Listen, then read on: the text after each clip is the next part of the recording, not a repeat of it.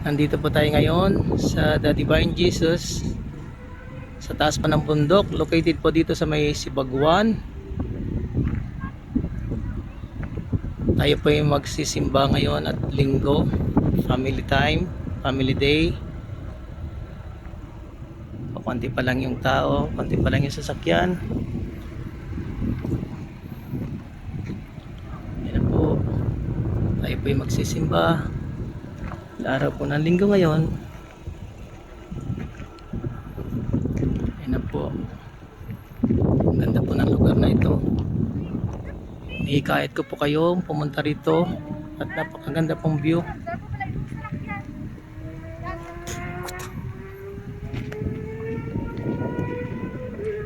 Oh, ang ganda po ng view ngayon dito. Yan po ang view ngayon. Dito po.